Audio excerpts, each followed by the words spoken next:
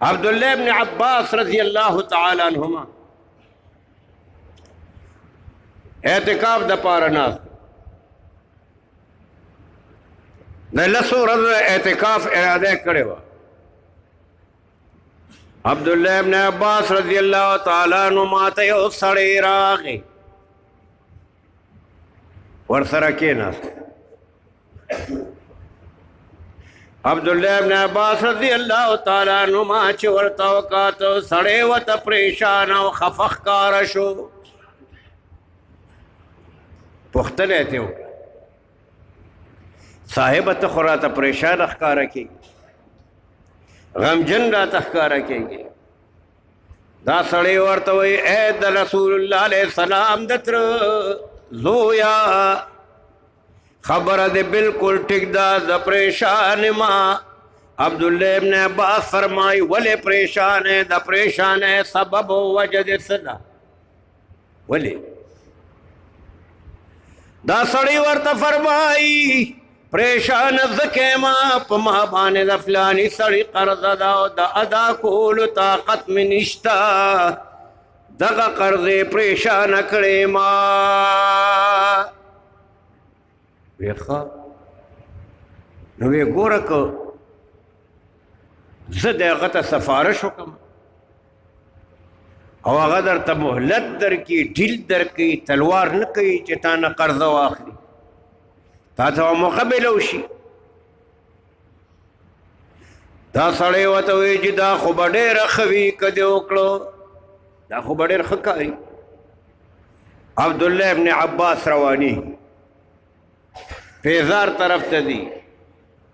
دا سړی ورته وایي حضرت تاسو اعتکاف کې ناست یې او چې تاسو بهر ته بغیر د ضرورت نه وځئ، د شرعي ضرورت نه بغیر.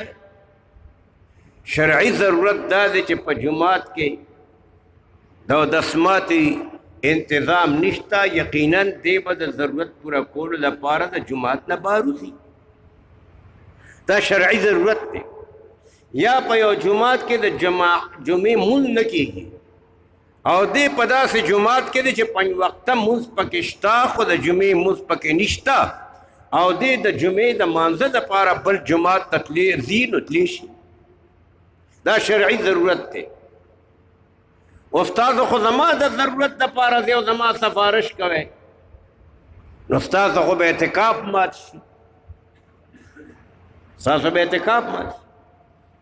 عبداللہ ابن عباس رضی اللہ تعالی عنہما ورته فرمای دا ټیک ده چې زما تلو سره به زما اعتکاف مات شي، د اعتکاف زه بیا هم کولی شمه، لیکن ته زما مسلمان رورې، تا ته تکلیف دی او پریشانی ده او جناب رسول الله علیه الصلاۃ والسلام نه ما اورېدلی دي.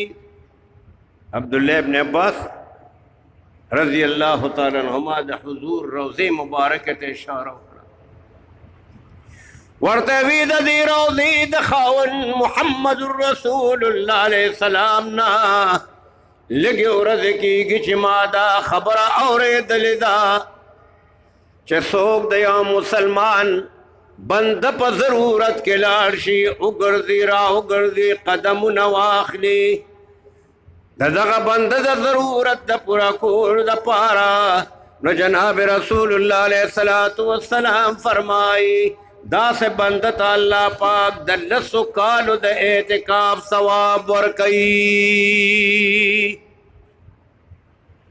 د 10 کالو د اعتکاف ثواب الله پاک به دې ورکوي.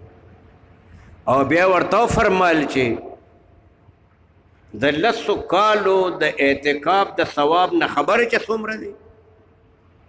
وی جناب رسول الله علیه السلام فرمایي د یو ورځې د اعتکاف ثواب بیان کړی دی. څه فرمایي؟ حضور پاک صلی الله علیه وسلم فرمایي د یو ورځې د اعتکاف ثواب دومره زیات دی چې د بندو د جهنم په منځ کې دونه مسافت پیدا شي لقدر خندقه، د بندو د جهنم په منځ کې د 3 خندق برابر مسافت پیدا شي. دا بنده د جهنم نه دونه لرې شي او خندق وی ستا بیا حضور علیہ الصلوۃ والسلام فرمایل چې د یو خندق مسافت د تمام دنیا برابر دی. نو دې د جهنم نه دونه لرې شو لکه درې جهانه چې څوک لرې شي. نو ورته وی ګوره دا زه چې ځم ستا د ضرورت د پوره کولو دپاره الله پاک به په دې باندې ماته د 10 کالو د اعتکاف ثواب راکوي او د یو ورځې د اعتکاف ثواب دومره زیات دی چې 3 خندقه مسافت سره انسان د جهنم نه لرې شي. اوس تاسو اندازه ولګوئ چې د جناب رسول الله صلی الله علیه وسلم د ارشاد مبارک پر رڼا کې د مسلمان د ضرورت د پوره کولو دپاره د بنده تلل د 10 کالو د اعتکاف ثواب دی او بیا د یوې ورځې د اعتکاف ثواب وي دومره دی. اوس تاسو اندازه ولګوئ چې 10 ورځې یو انسان اعتکاف کوي په دې 10 ورځو اعتکاف باندې به الله پاک دته کم ثواب او کم اجر ورکوي.